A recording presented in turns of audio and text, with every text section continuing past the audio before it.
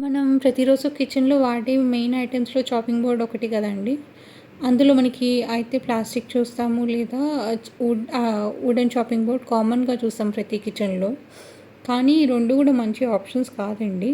మనం plastic chopping board పైన చాకు వాడిన ప్రతిసారి తెలియకుండానే ప్లాస్టిక్ మన ఫుడ్‌లోకి వచ్చేస్తుంది. అదే వుడ్ అయితే ఓకే కానీ చెమ్మ చెమ్మగా మనం పెట్టేస్తే ఫంగస్ పట్టే ఛాన్సెస్ ఉన్నాయి. 2 చాలా ప్రమాదం మన హెల్త్‌కి. చాలా ఇష్యూస్ వస్తాయి తెలియకుండానే. సో, దీనికి ఆల్టర్‌నేటివ్‌గా మనకి స్టీల్ చాపింగ్ బోర్డ్స్ వస్తున్నాయండి. చాలా వెరైటీస్‌లో వస్తున్నాయి. కౌంటర్ టాప్ వెరైటీ వస్తుంది. లేదా just normal regular chopping board లాగే వస్తుంది. ఇది సింగిల్ టైమ్ ఇన్వెస్ట్‌మెంట్ కూడా. స్టీల్ తీసుకునేటప్పుడు జాగ్రత్త పడాల్సింది అది రస్ట్ ప్రూఫ్ వెర్షన్ అవునో కాదో చూసుకోవాలి. ఇది కూడా తుప్పు పడుతుందంటే ఇందాకటి వాటిలాగా ఇష్యూయే కదా, హెల్త్ ఇష్యూయే కదా. అందుకని చెప్పి మంచి క్వాలిటీ స్టీల్ తీసుకోవాలి. నేనైతే ఇది తీసుకున్నాను. ఇది నాకు 18-50 సెంటీమీటర్స్ హాల్సే వాడితే తీసుకున్నాను. ఇంటికి రాగానే ఫస్ట్ ఇన్వెస్ట్మెంట్ ఇది ఆల్మోస్ట్ 2500 దాకా పట్టింది. లార్జ్ సైజ్ తీసుకోవడం వల్ల నాకు ఇంత కాస్ట్ పడింది. మీరు చూస్తుంటే సింక్ మొత్తం కవర్ అవుతుంది. నాకు దీంతో పాటు వీడు రోలింగ్ పిన్ కూడా ఇచ్చాడు. చపాతీలు అవన్నీ నేను దీనిపైన చేసేసుకోవచ్చు. చపాతీ పిండి కలుపుకోవడం, చాపింగ్ చేసుకోవడం, చపాతీలు ఒత్తుకోవడం అవన్నీ ఇందుపైన ఒకేసారి అయిపోతాయి.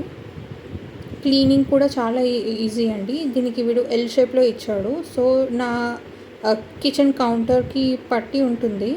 సో, కదిలిపోవడాలు అవన్నీ ఏమి ఇష్యూ ఉండదు. సో, రౌండెడ్ ఎడ్జెస్ ఇచ్చాడు. గీసుకోవడాలు అవి ఏమీ ఉండవు. క్లీనింగ్ చాలా చాలా ఈజీ అండి. నీళ్ళు నిలబడతాయని కానీ ఏమీ ఇష్యూ లేదు.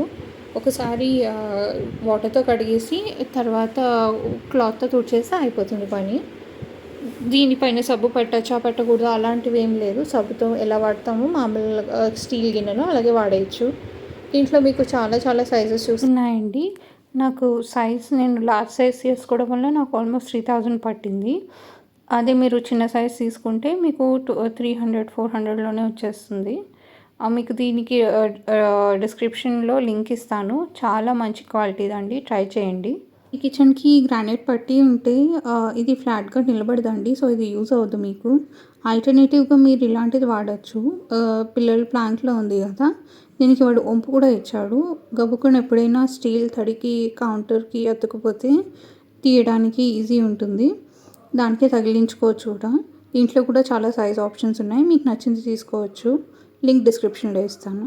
ఇలాంటి యూస్ఫుల్ కంటెంట్ కోసం సబ్స్క్రైబ్ చేయండి. మీ ఫ్రెండ్స్తో షేర్ చేయండి. ఇంకా మీకు ఏమైనా ఐడియాస్ ఉంటే చెప్పండి కవర్ చేయడానికి. నేను వాటిని కవర్ చేస్తాను. Bye bye.